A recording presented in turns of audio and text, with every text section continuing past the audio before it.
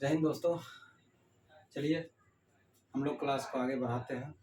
हम लोग पदार्थ के बारे में पढ़ रहे थे, थोड़ा सा रिकॉल कर लेते हैं पहले जो पढ़े थे पिछले क्लासों में। हम लोगों ने जाना कि पदार्थ क्या होता है, पदार्थ के बारे में, पदार्थ के कणों के गुण के बारे में जाने थे। जैसा कि हम लोग जानते हैं, एक बार रिकॉल कर लेते हैं, फिर से देखते हैं क्या क्या था। तो पदार्थ के बारे में हम लोग देखे थे कि पदार्थ जो है, समस्त दुनिया की सारी वस्तुएं पदार्थ कहलाती है, जो भी हमारे आसपास में पाई जाती है, जो स्थान घेरती हो, जिसमें कुछ द्रव्यमान हो, वो पदार्थ होते हैं। उसके बाद हम लोग देखे थे कि पदार्थ कई छोटे छोटे कणों से मिल के बना हुआ है। कहने का मतलब पदार्थ में बहुत सारे सूक्ष्म कण पाए जाते हैं। उसके बाद इसके गुण के बारे में पढ़े थे, क्या था गुण। तो इन कणों के बीच में कुछ रिक्त स्थान होती है, कुछ जगह होती है, ये कण आपस में गतिशील होते हैं, ये सारे गुण के बारे में पढ़े थे। कुछ विसरण के बारे में हम लोग पढ़े थे। अब आगे देखते हैं, उस सीरीज को आगे बढ़ाते हुए पदार्थ की अवस्था पढ़ते हैं। पदार्थ की अवस्था पढ़ने के बाद फिर हम लोग इसके कुछ और भी व्यवहारिक गुण के बारे में देखते हैं। और चलिए शुरू करते हैं, इस क्लास को आगे बढ़ाते हैं, देखते हैं। तो पदार्थ 3 अवस्थाएं में पाए जाते हैं। अवस्था कहने का मतलब है कि वो किस किस तरह से रहता है, किस किस फेज में हम उसको देख सकते हैं। तो नॉर्मली पदार्थ जो है 3 अवस्था में पाया जाता है। ऐसे एक और चौथी अवस्था है जो कि आप लोग आगे के क्लास में पढ़िएगा। अभी फिलहाल आप इतना जानिए कि 3 ही अवस्था में पाए जाते हैं पदार्थ। 3 अवस्था कौन कौन सी है? तो ठोस है, द्रव है, गैस है। अब ठोस, द्रव, गैस, इन सारे के बारे में हम लोग बारी बारी से जानते हैं और इसको हम लोग लिखवाएंगे। अभी हम लिखवाएंगे, इसको सबको लिख लेना है। पहले समझ लेना है कि ठोस होता क्या है। तो ठोस पदार्थ जो होता है, अच्छा एक चीज और ध्यान रखिएगा, पदार्थ जब भी हम लोग पदार्थ बोलेंगे, पदार्थ, या आपके बुक में इसी को वस्तु भी लिखा हुआ रहेगा या फिर द्रव्य भी लिखा हुआ रहेगा, द्रव्य। अब देखिए, ये द्रव्य और ये द्रव, ये दोनों में अंतर है, ये दोनों अलग अलग चीज है। द्रव्य जो है ये आपका पदार्थ है, और द्रव, द्रव जो है पदार्थ का एक रूप है, अलग रूप है। जैसे ठोस है, द्रव है, गैस है। तो ठोस, द्रव, गैस, ये तीनों पदार्थ के अलग अलग रूप हैं। और द्रव्य जो है ये खुद व खुद एक पदार्थ है। बस इस चीज को ध्यान में रखिएगा। बहुत बच्चे गलती करते हैं, द्रव्य को और द्रव को दोनों एक ही चीज समझ लेते हैं। तो द्रव्य अलग है, द्रव अलग है। चलिए देखते हैं ठोस क्या होता है। तो हम लोग देखें कि पदार्थ बहुत सारे छोटे छोटे कणों से मिलकर बने होते हैं। चलिए इमेजिन करते हैं, ये एक पदार्थ है मेरा। कोई भी चीज पदार्थ हो सकता है, कुछ भी हो सकता है। मान लेते हैं ये कोई लकड़ी का टुकड़ा है। लकड़ी के टुकड़ा में छोटा छोटा ढेर सारा अणु है। एक्चुअली इस अणु को तो आप लोग देख रहे हैं, ये डॉट आपको दिख रहा है, लेकिन अणु इससे भी, सॉरी, इसके कण जो होते हैं, पदार्थ के कण जो होते हैं, ये इससे भी कई ज्यादा सूक्ष्म होते हैं। इतने सूक्ष्म होते हैं कि हम लोग को दिखते नहीं है। अच्छा, एक गुण और पढ़े थे हम लोग पदार्थ के कणों के बीच में। पदार्थ के कणों के गुण के बारे में एक हम लोग पढ़े थे कि पदार्थ के कण आपस में बल लगा के आकर्षण बल से जुड़े हुए रहते हैं। याद आ रहा है? ये सारे कण जो हैं आपस में आकर्षित करके एक दूसरे से जुड़े हुए रहते हैं। मतलब ये सब एक दूसरे को आपस में खींच के रखते हैं, जिस वजह से ये एक फॉर्म में रहते हैं, एक सॉलिड फॉर्म में रहते हैं। उसी तरह लिक्विड का भी आकर्षण बल लगता है उसके कणों के बीच में, गैस का भी लगता है। बस फर्क ये है कि किसमें कितना ज्यादा बल लग रहा है। जिसमें बहुत ज्यादा बल लग रहा है वो ज्यादा मजबूती से जुड़ा हुआ है, जिसमें कम बल लग रहा है वो थोड़ा कमजोर है, मतलब द्रव है। और जिसमें एकदम नहीं के बराबर लग रहा है वो हमारा गैस है। तो देखते हैं ठोस क्या होता है। ठोस का परिभाषा भी हम लोग लिखेंगे, पहले देखते हैं, समझते हैं ठोस होता क्या है। तो जिस पदार्थ के अणु के बीच आकर्षण बल बहुत ही ज्यादा होता है, इतना ज्यादा होता है कि उसको तोड़ पाना मुश्किल होता है, वो ठोस का निर्माण करता है। ये जैसे लकड़ी का टुकड़ा है, इसके बीच जो अणु है, इस अणुओं के बीच इतना ज्यादा मजबूती से, बार बार अणु बोल दे रहे हैं, इन कणों के बीच, इनके कणों के बीच इतना ज्यादा मजबूती से आकर्षण बल लग रहा है कि इनको तोड़ पाना मुश्किल है। मतलब इनका जोड़ जो है बहुत ही मजबूत है। इनके कणों की दोस्ती गहरी दोस्ती है, जय वीरू की दोस्ती है। इनके दोस्ती को तोड़ना मुश्किल होता है। इनके दोस्ती को तोड़ने के लिए हमको एक्सटर्नल फोर्स लगाना पड़ता है। हथौड़ा से पीटना पड़ता है, मतलब कुछ भी करके इसको ये टूट जाएंगे, लेकिन ज़्यादा मेहनत लगेगा। तो पदार्थ में ठोस जो होता है, ठोस का परिभाषा हम लोग लिखते हैं। ये तो समझ गए कि ठोस में, ठोस के कणों के बीच आकर्षण बल बहुत ही ज़्यादा होता है, बहुत ज़्यादा मजबूत होता है। तो ठोस कहते किसके, किसको देखते हैं। वैसे पदार्थ, वैसा पदार्थ जिसका आयतन और आकार दोनों निश्चित हो। कहने का मतलब आयतन और आकार को किसी भी तरह से चेंज करना मुश्किल हो। जब चेंज करने की हम लोग कोशिश करें, वो टूट जाए लेकिन चेंज नहीं हो, वही ठोस कहलाता है। वैसे पदार्थ जिसका आयतन, अब आप लोग को आयतन समझ में आ रहा है कि नहीं? आयतन अभी हम बता देते हैं, ऐसे पिछली क्लास में आप लोग पढ़ के आए होंगे आयतन, लेकिन फिर भी हम इसको डिस्कस करते हैं अभी। वैसा पदार्थ जिसका आयतन और आकार, और आकार दोनों निश्चित हो। मतलब कोई ऐसा पदार्थ जिसका आयतन और आकार दोनों फिक्स है, वो चेंज नहीं हो सकता है, या चेंज करने का कोशिश करे तो वो टूट जाए लेकिन चेंज नहीं होगा। जैसे मार्कर का एग्जांपल लेते हैं। जब से हम लोग पढ़ रहे हैं तब से ज़्यादातर मार्कर और बोर्ड का एग्जांपल ले रहे हैं, क्योंकि हमारे सामने में बोर्ड है और ये मार्कर है, तो इसलिए इसका एग्जांपल ज़्यादा ले रहे हैं। तो ऐसा पदार्थ जिसका आयतन और आकार दोनों निश्चित होता है। आयतन और आकार निश्चित होने का कहने का मतलब, जैसे ये मार्कर है, तो मार्कर का जो ये आकार है, ये फिक्स आकार है। अब इसको हम चेंज करना चाह रहे हैं, हम चाह रहे हैं कि इसको ऐसे मोड़ दें, तो क्या ये मुड़ाएगा? नहीं मुड़ाएगा। ज़्यादा फोर्स लगाएंगे टूट जाएगा, खत्म हो जाएगा। तो इसका आकार जो है फिक्स है। अब आयतन, आयतन होता क्या है? तो आयतन जो होता है, कोई भी वस्तु जितना जगह छेदता है उसी को उसका आयतन कहते हैं। जैसे ये मार्कर है, इस मार्कर को हम बोर्ड पे रख दिए, इस मार्कर को बोर्ड पे रखने के बाद ये इतना जगह छेका है, ठीक है, मान लेते हैं ये इतना जगह छेक लिया, तो यही इसका आयतन नहीं है। सिर्फ बोर्ड पे जो छेका है ये तो इसका क्षेत्रफल हो गया। अब आयतन क्या है? तो बोर्ड पे तो जगह लिया ही लिया, और साथ ही साथ ये इतना हवा में भी जगह लिया है, तो ये सारा का सारा मिला के उसका आयतन है। मतलब लंबाई, ऊंचाई, चौड़ाई सब मिला के जो जगह ले रहा है वो उसका आयतन कहलाता है। समझ में आ गया होगा? तो ठोस जो होता है, वैसे पदार्थ जिसका आयतन और आकार दोनों निश्चित होता है, उसको ठोस कहते हैं। इसमें एक चीज और लिख लीजिए नीचे,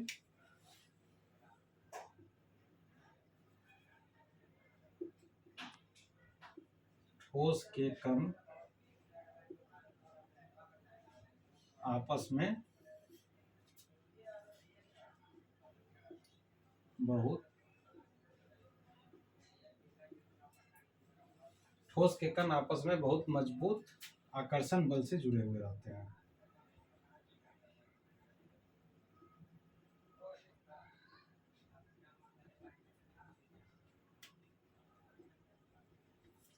चलिए इसको लिख लीजिए। एक्चुअली दोस्तों, हम लोग का जो पहले से एक दो वीडियो बनाए थे उसमें बहुत सारा डिस्टर्बिंग हो रहा था, कभी बोर्ड नहीं सेट हो रहा था, तो कभी कैमरा का दिक्कत आ रहा था, लाइट सही से नहीं था। अब बहुत अच्छे से तो नहीं, लेकिन इतना सुटेबल हो गया है कि क्लास लिया जा सकता है। तो अब हम लोग का क्लास रेगुलर रहेगा। कल हम लोग क्लास नहीं ले पाए थे, उसके लिए सॉरी, और अब क्लास रेगुलर रहेगा। अभी फिलहाल इस ठोस की परिभाषा को लिखिए, फिर हम लोग गैस की परिभाषा को लिखते हैं, द्रव की परिभाषा को लिखेंगे, और उसके बाद आगे बढ़ेंगे। आप लोग इसको नोट कीजिए जल्दी से।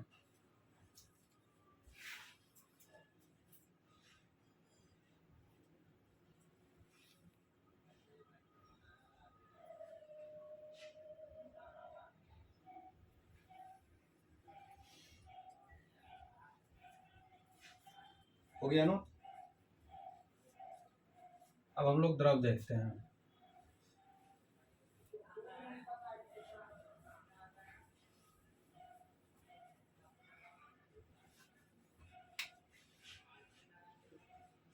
द्रव वे पदार्थ जिसका आयतन तो निश्चित हो परंतु आकार अनिश्चित हो।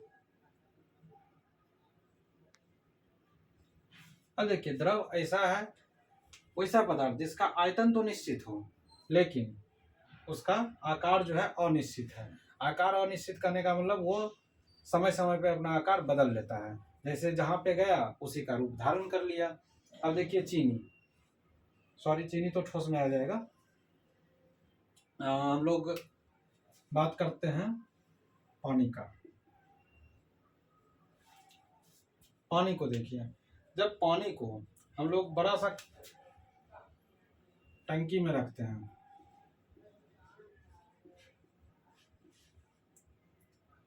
तो इसका ये आकार रहता है, ठीक है। टंकी के आकार का है, टंकी में रख दिया, टंकी का आकार है। मान लेते हैं ये टंकी में 10 लीटर है, 10 लीटर पानी है।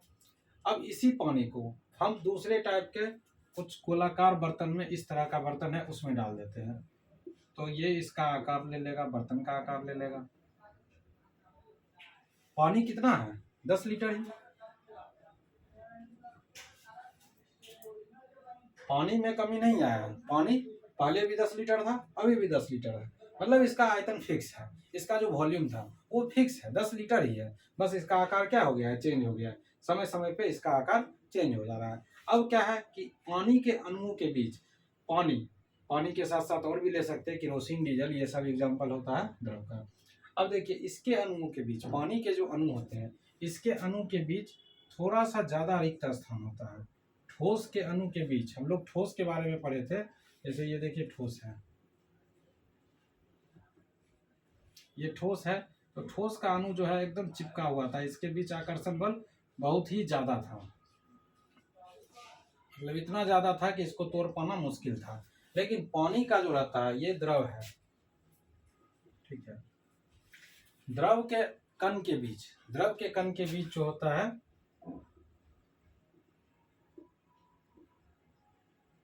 आकर्षण बल थोड़ा सा कम होता है।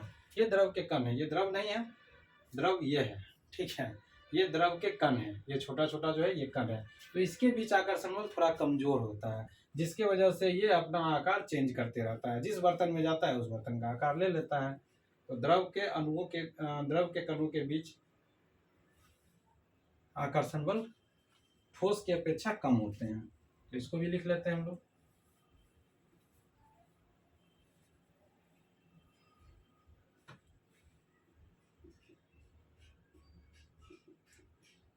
द्रव के कणों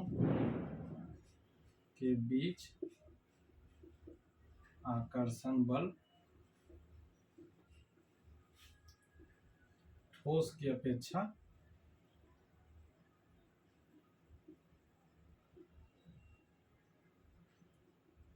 कमजोर होते हैं।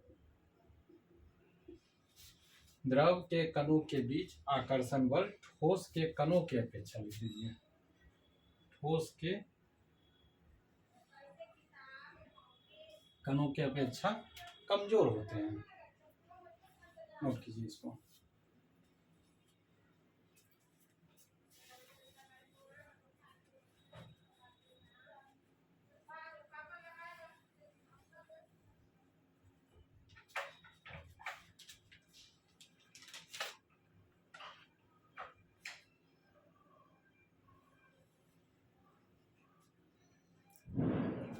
हो गया नोट? अगर नहीं हुआ है तो वीडियो पॉज करके इसको नोट कर लीजिएगा। नेक्स्ट देखते हैं गैसीय अवस्था। गैसीय अवस्था क्या होता है? अब तो आप लोग को इतना से अंदाजा लग गया होगा कि ठोस में जब आकर्षण बल बहुत मजबूत था, द्रव में थोड़ा कम था, गैस में क्या होगा? एकदम नेगलेक्ट होगा, नहीं के बराबर होगा। ठोस में आकार और आयतन दोनों निश्चित था, द्रव में आयतन तो निश्चित था लेकिन आकार अनिश्चित था। गैस में क्या है? गैस में दोनों अनिश्चित होगा। लिख लेते हैं गैस।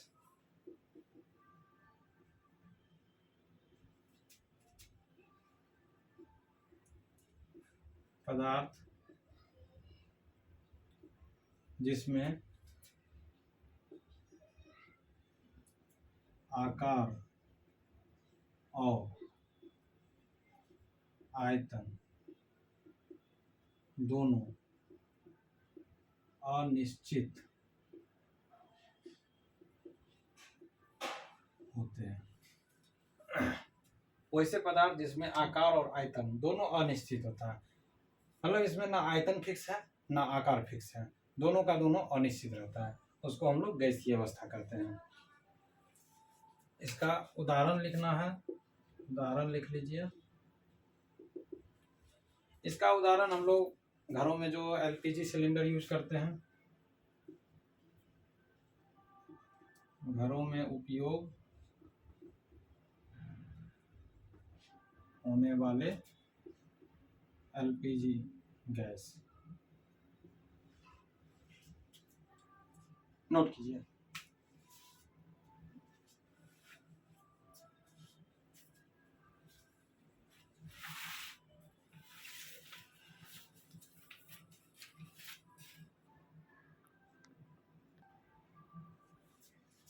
हो गया। अब देखिए गैस के गैस के जो कण होते हैं उसका गति अनियमित होता है।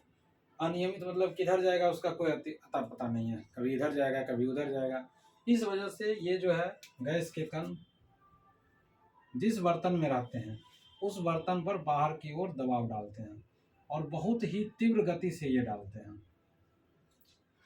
गैस के ये सारे कण हैं, गैस के कण हैं, इनका कोई अता पता नहीं है कि कौन किधर जाएगा, किसी में बनाव नहीं है। सारा कण जो है आपस में एक दूसरे से दूर जाने का कोशिश करते रहता है, कोई एक दूसरे के साथ नहीं रहना चाहता है। ठोस के कण जो थे सभी एक दूसरे को पकड़ के रखते थे। द्रव के कण थोड़ा बहुत था कि चलो दोस्ती है, लेकिन उतना नहीं है कि एकदम साथ में ही रहना है, तो इस वजह से वो जिस बर्तन में जाते हैं उसका आकार ले लेते हैं। लेकिन गैस का जो कण है उसका कण कोई साथ रहना चाहता ही नहीं है, सब अनियमित होता है, किसी में कोई अनुशासन नहीं है कि किधर जाना है, साथ में रहे, सामूहिक रहे, कोई इस कोना में जाता है कोई उस कोना में जाता है, सब अपना अपना भागते रहता है। और इतना तेजी से भागता है, लग रहा है जैसे इसको कोई मार रहा है, बहुत तेजी से भागता है, जिस वजह से ये जिस बर्तन में रहता है उस बर्तन के बाहर दीवार पर बाहर की ओर से फोर्स लगाता है, उसको धक्का देते रहता है। इसी वजह से जब बैलून में, ये बैलून है, बहुत अच्छा नहीं बना है लेकिन ठीक है, बैलून है, बैलून में जब गैस भरा जाता है तो पहले तो बैलून पिचका हुआ रहता है, लेकिन गैस जब भरा जाता है तो उसके बाद ये इतना ज़्यादा फोर्स लगाता है कि बैलून कमज़ोर पड़ जाता है और वो फूलने लग जाता है। यही सारा उसका रीजन है बैलून के फूलने का।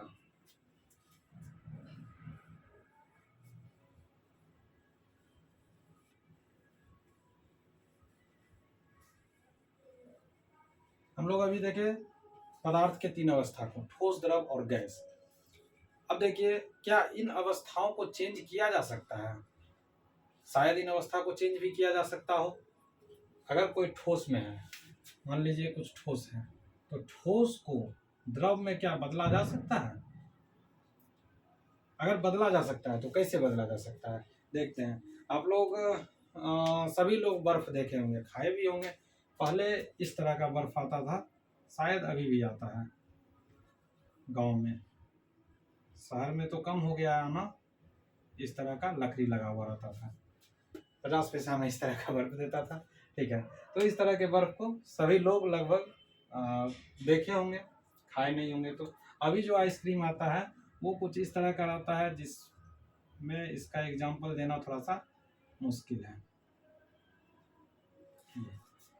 ये पूर्ण रूप से ठोस भी नहीं रहता, ये थोड़ा मुलायम ठोस रहता है, ठोस रहता है लेकिन उतना हार्ड ठोस नहीं रहता है। ये बर्फ जो होता था, ये आइसक्रीम जो होता था, बहुत ही मजबूत होता था, बहुत ठोस होता था, मतलब इतना ठोस होता था कि इससे अगर किसी को मार दिया जाए तो उसका कपार फूट जाए, इतना ठोस होता था ये। लेकिन फिर धीरे धीरे बाहर निकलने के बाद, हवा लगने के बाद गलने लगता था, गल के वो पानी में बदलने लगता था। तो चलिए देखते हैं हम लोग कि क्या ठोस को द्रव में बदला जा सकता है। इसको लिख लेते हैं, पदार्थ की अवस्था में चेंजिंग।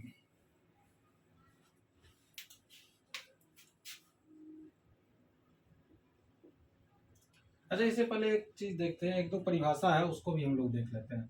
संपीड़न देखते हैं क्या होता है, क्योंकि आगे हम लोग यूज करेंगे इस वर्ड का, तो यूज करेंगे तो पहले हम लोग इसको देख लेते हैं। कुछ परिभाषा है, इसको लिख लेते हैं हम लोग, क्योंकि अभी जस्ट हम लोग यूज करेंगे इन सब शब्दों का, और ये सब अगर आपको नहीं पता रहेगा तो फिर जब हम यूज करेंगे तो उस समय आप सोचिएगा संपीड़न क्या होता है। चलिए देखते हैं संपीड़न क्या होता है। जैसा कि हम लोग जानते हैं कि गैस के कणों के बीच, ये गैस है, भरा हुआ गैस के कण है, गैस के कणों के बीच में बहुत ही ज्यादा रिक्त स्थान होता है। ऐसे तो सारे ठोस के बीच में रिक्त स्थान होते हैं, सॉरी, सारे पदार्थ के कणों के बीच में रिक्त स्थान होते हैं, लेकिन गैस में कुछ ज्यादा ही रिक्त स्थान होते हैं। ठोस में भी होते हैं लेकिन बहुत कम होते हैं, नाम मात्र के होते हैं। तो जब गैस में जो रिक्त स्थान है, ये रिक्त स्थान को हम लोग जब प्रेशर डालते हैं, प्रेशर डाल के इन सारे कणों को एक जगह किया जा सकता है। मतलब इसको प्रेशर डालेंगे, प्रेशर डाल के इन सबको एक जगह करके समेट देंगे, तो यहाँ पे जगह कुछ बच जाएगा। कहने का मतलब इसको हम लोग इजीली प्रेशर डाल सकते हैं। अगर नहीं समझ में आ रहा है तो देखते हैं उदाहरण लेके, बुक में जो उदाहरण दिया है वही उदाहरण लेते हैं। सिरिंज, सिरिंज आप लोग देखे होंगे, सुई इस तरह का रहता है,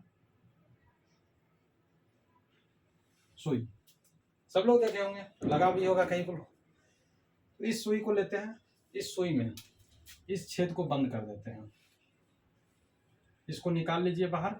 निकालने के बाद इसमें बालू भर दीजिए, बालू जो कि ठोस का उदाहरण है, बालू भर दिए। एक और सिरिंज लीजिए, इसमें पानी भर दीजिए, इसमें पानी भर दिए, इसमें बालू भर दिए, सबका ये बंद कर दिए हैं, ठीक है।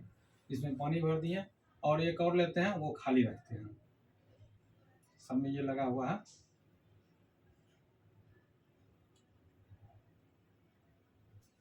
अब देखिए क्या होता है, जिसमें बालू भरे हैं, अब आप इमेजिन कीजिए, प्रयोग करके भी देख लीजिएगा। इमेजिन कीजिए कि क्या ये बालू वाले को जब हम लोग प्रेशर देंगे, जब हम लोग दाबेंगे, तो क्या ये दबाएगा? नहीं दबाएगा, और दबाएगा भी तो बहुत थोड़ा बहुत दबाएगा। अगर यहाँ तक हम लोग बालू भर दिए हैं पूरा इसमें, और इसको जब प्रेशर करेंगे तो बहुत ज़्यादा से ज़्यादा ये थोड़ा सा इतना खिसकेगा, उससे ज़्यादा ये दबाएगा ही नहीं। अगर ये बंद रहेगा तब, खुला रहेगा तब तो गिर जाएगा सारा, लेकिन इसको बंद रखेंगे तो ये नहीं दबाएगा।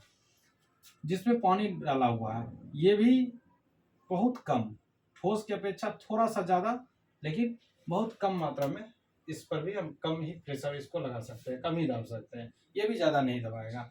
तो कहने का मतलब क्या था, ठोस में, ठोस के कणों के बीच आकर्षण बल बहुत ज़्यादा था। मतलब वो अपने आकर्षण बल इतना मजबूत किए हुए, अपना आकर्षण बल, कि बीच में थोड़ा इतना कम जगह छोड़े हैं कि उस जगह को भरना थोड़ा सा मुश्किल हो जाता है। मतलब उस जगह में कोई शिफ्ट जल्दी नहीं कर पाएगा, करता है शिफ्ट लेकिन धीरे धीरे।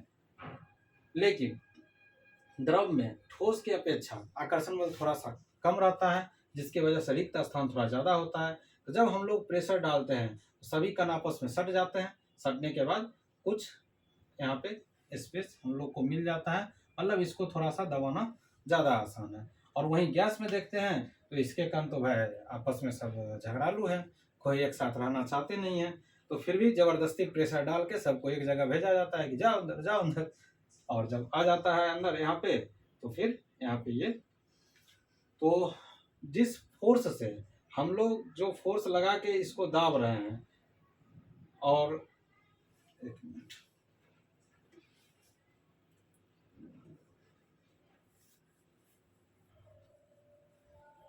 जो फोर्स हम लोग लगाए, जिस फोर्स से हम लोग उसको दाब दिए, मतलब जितना ज्यादा हम लोग दाब पाए, वही उसका संपीड़न कहलाता है। संपीड़न का परिभाषा हम लोग लिखते हैं, लिखिए, द्रव या गैसीय पदार्थों के कणों के बीच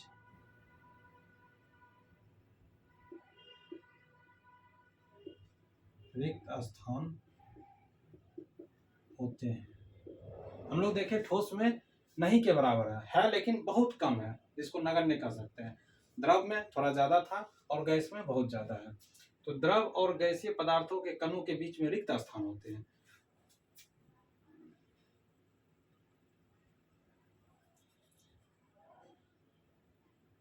इन रिक्त स्थानों में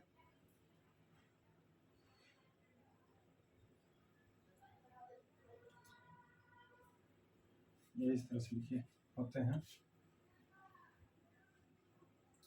इन्हें आसानी से दबाया जा सकता है।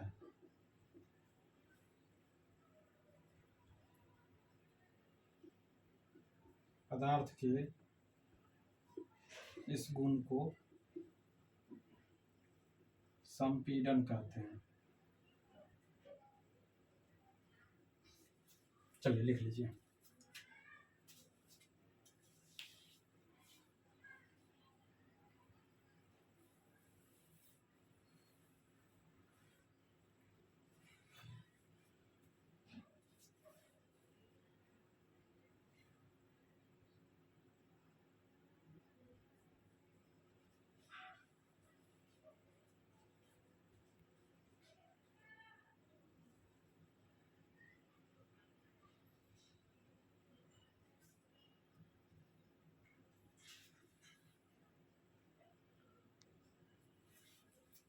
अगला टर्म आता है घनत्व। घनत्व, डेंसिटी। घनत्व क्या होता है? तो पदार्थ के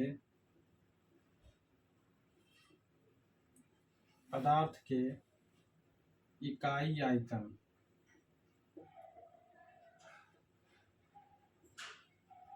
आयतन के द्रव्यमान को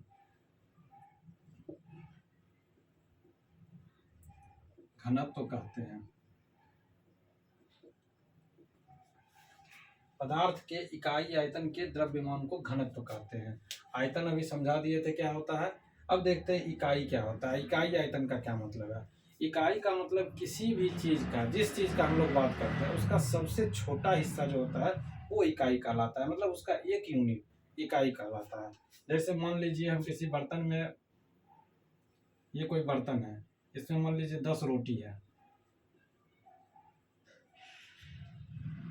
कितना हुआ? 1 2 3 4 5 6 7 8 9 10 रोटी है। तो 10 रोटी में इसका अगर इकाई का बात करें तो इसका एक रोटी जो होगा यही इकाई होगा। ये इकाई कहलाएगा, इसका एक इकाई। तो किसी भी पदार्थ के इकाई आयतन, जैसे 10 है तो 10 में से एक, अगर 100 है पूरा तो 100 में से एक, 1000 है तो 1000 में से एक। मतलब कोई भी चीज का सबसे छोटा हिस्सा जो होता है वही उसका इकाई कहलाता है। अब देखते हैं पदार्थ के इकाई आयतन के द्रव्यमान को घनत्व कहते हैं। पदार्थ के इकाई आयतन मतलब कोई भी पदार्थ है, उस पदार्थ में अगर 10 कण है तो उसका एक हिस्सा, अगर 100 कण है तो उसका एक हिस्सा, 1000 कण है तो उसका एक हिस्सा। मतलब जितना भी कण है उसका, उसके एक हिस्से के द्रव्यमान को उसका घनत्व कहते हैं। तो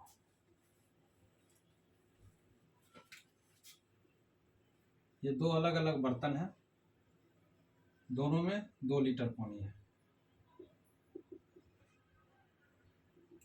इसमें भी 2 लीटर पानी है, इसमें भी 2 लीटर पानी है। अब इसमें हम लोग चीनी डाल रहे हैं। इसमें 1 चम्मच डाले हैं, इसमें भी चीनी डाले हैं, इसमें 2 चम्मच डाले हैं।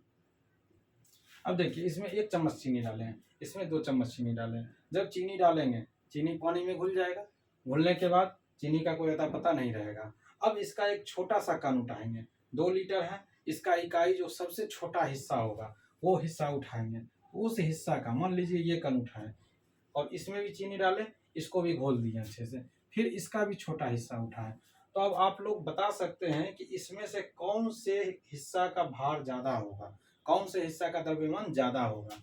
जाहिर सी बात है 2 लीटर इसमें भी था, 2 लीटर इसमें भी था। इसमें 1 चम्मच चीनी डाले हैं, इसमें 2 चम्मच चीनी डाले हैं, तो मतलब इसमें ज्यादा चीनी घुला है। मतलब इसका एक छोटा सा कण जो है इसके अपेक्षा ज्यादा भारी होगा। तो इसी एक कण का द्रव्यमान जो है घनत्व कहलाता है। अब देखिए ये इसका घनत्व हो गया और ये इसका घनत्व हो गया, ठीक है। तो अब इसका घनत्व जो है इसके रेस्पेक्ट में इसका घनत्व क्या है? ज्यादा है, क्योंकि इसका घनत्व, इसमें चीनी का मात्रा ज्यादा है, मतलब इसका द्रव्यमान ज्यादा होगा। जब द्रव्यमान ज्यादा है तो घनत्व ज़्यादा होगा। लिख लीजिए घनत्व का परिभाषा।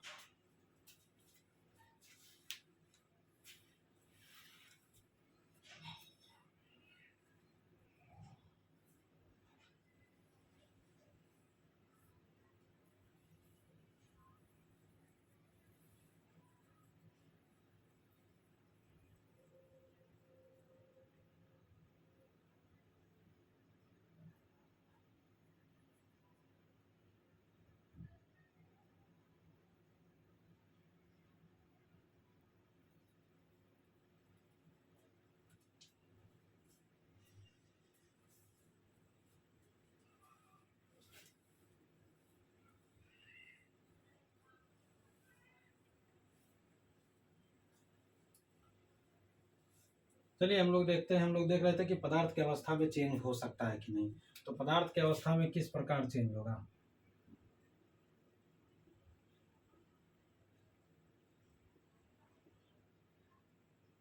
पदार्थ की अवस्था में बदलाव। हम लोग बर्फ की बात कर रहे थे। चलिए अब कोने वाला बर्फ हटा देते हैं, सीधा सीधी मानते हैं कि ये बर्फ है। ये बर्फ है। बर्फ को जब हम लोग गर्म करना शुरू करेंगे, जब इसको हीट करेंगे,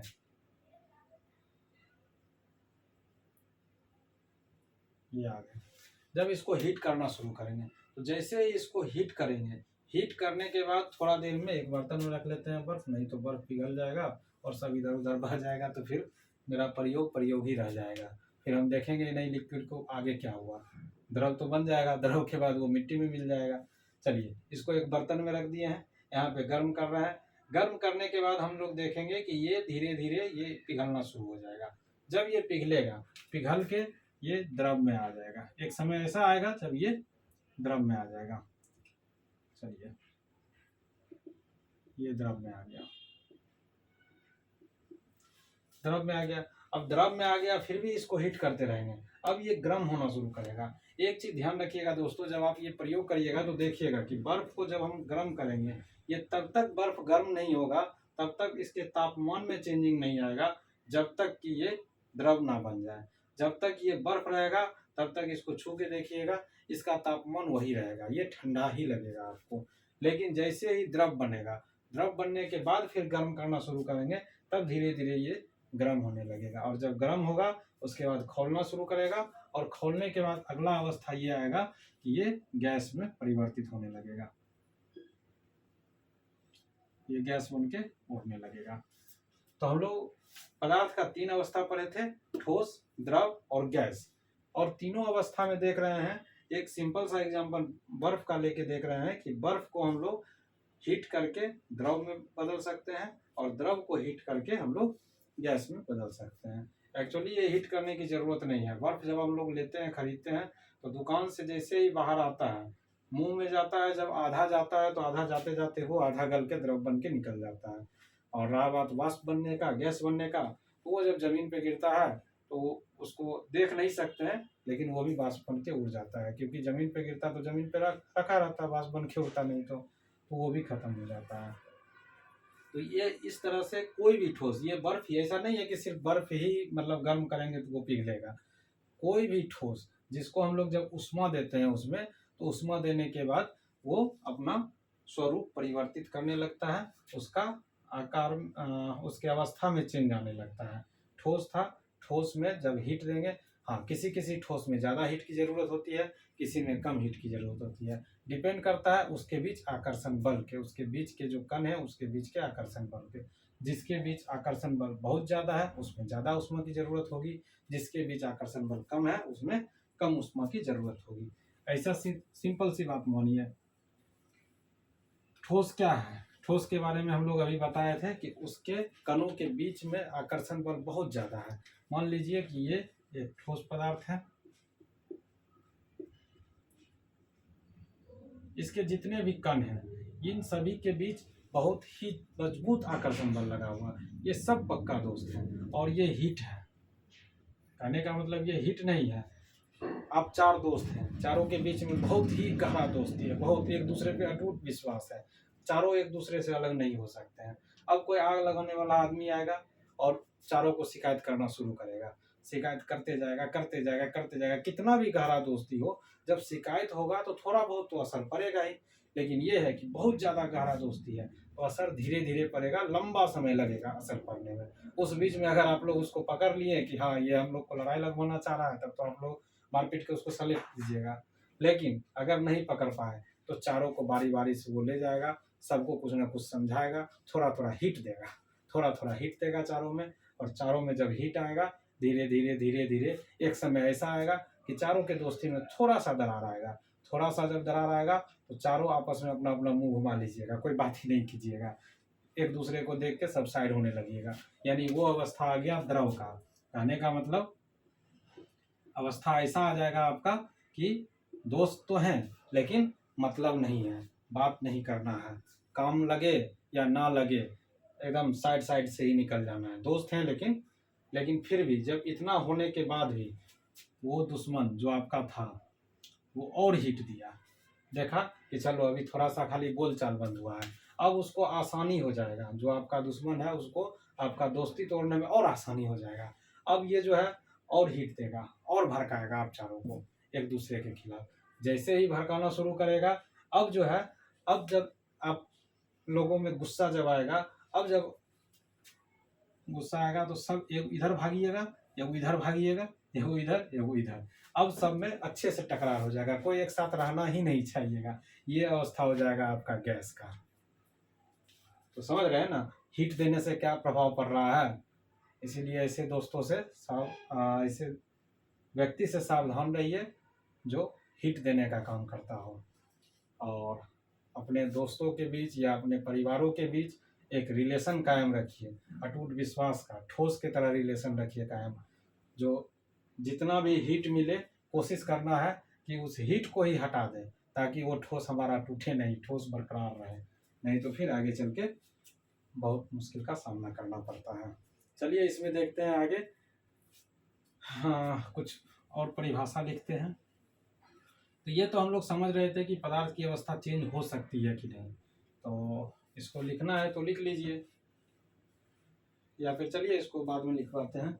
अभी कुछ लिखते हैं एक दो परिभाषा, वैसे समय बहुत ज़्यादा हो गया है, फिर भी लिख लीजिए। देखिए गलनांक बिंदु,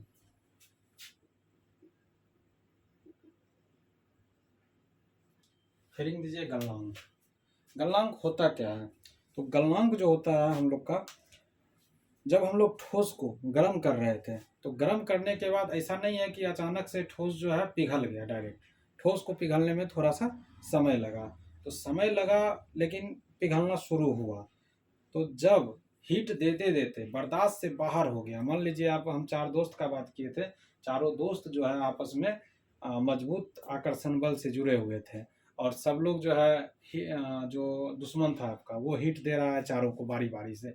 तो हीट दे रहा है तो पहला बार शिकायत किया तो चारों लोग इग्नोर कर दिया, तो वो ऐसे ही बोलता है छोड़ो ना हटाओ ना। फिर दूसरा बार किया, फिर इग्नोर कर दिए, फिर तीसरा बार बोला। कभी ना कभी ऐसा समय आया जब लगा कि नहीं, लगता है कि ये लड़का सही बोल रहा है। तो जिस समय आपको ये विश्वास हो गया कि आपके दुश्मन पे कि लगता है ये कुछ ना कुछ सही बोल रहा है, उस समय से आपका दोस्ती में दरार आना शुरू हो गया।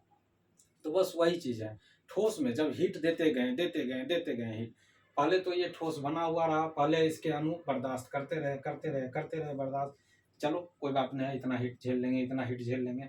लेकिन एक ऐसा समय आता है जब इसके बर्दाश्त से बाहर हो जाता है, तब ये अणु जो है आपस में टूटने लगते हैं, बिखरने लगते हैं। इनके आकर्षण बल को आ, इनका आकर्षण बल जो मजबूत रहता है वो कमजोर पड़ने लगता है। तो जिस बिंदु पे, जिस तापमान पे ये कमजोर पड़ जाता है बल, उसी तापमान को गलनांक बिंदु कहते हैं। मतलब जहां से ये गलना शुरू हो जाते हैं उसको हम लोग कहते हैं गलनांक बिंदु। तो इसी को परिभाषा में हम लोग लिख सकते हैं। लिखिए, जिस ताप पर ठोस पिघल कर द्रव बन जाता है, जिस ताप पर ठोस, जिस ताप पर ठोस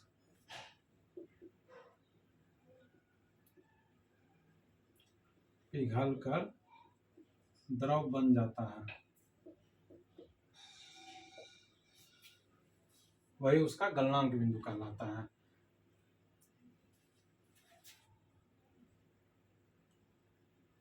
ये ठोस है, ये ठोस को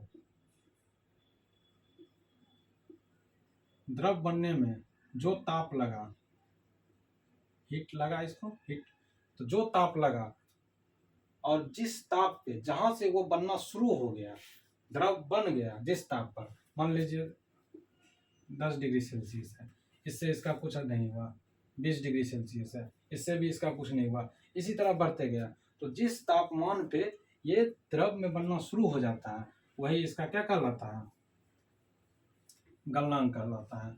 अब देखिए बर्फ है, बर्फ पिघलता है हीट देने से, तो बर्फ का गलनांक जो होता है, बर्फ का गलनांक 273.15 केल्विन होता है।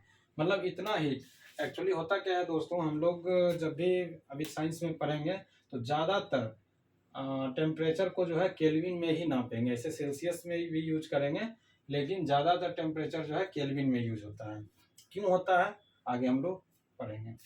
तो बर्फ का गलनांक जो होता है 273, ये माइनस नहीं है, ये लाइन है, ऐसा नहीं कि आप लोग माइनस समझ लीजिएगा।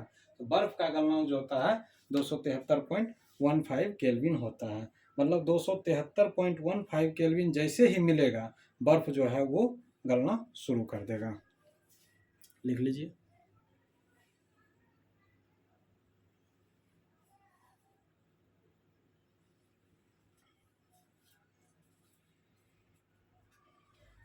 हाँ दोस्तों, इसको आप लोग लिख के अच्छे से याद कर लीजिएगा।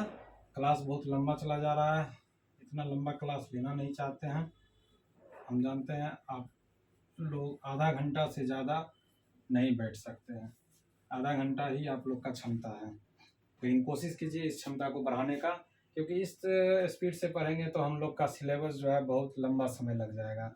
अभी फर्स्ट चैप्टर में ही है, ऐसे चैप्टर को हम लोग बहुत डीपली पढ़ रहे हैं, बहुत अंदर तक पढ़ रहे हैं, तो थोड़ा सा समय लगेगा। आप लोग घबराइएगा नहीं, आपको जानकारी सटीक मिलेगी और बहुत अच्छे से मिलेगी।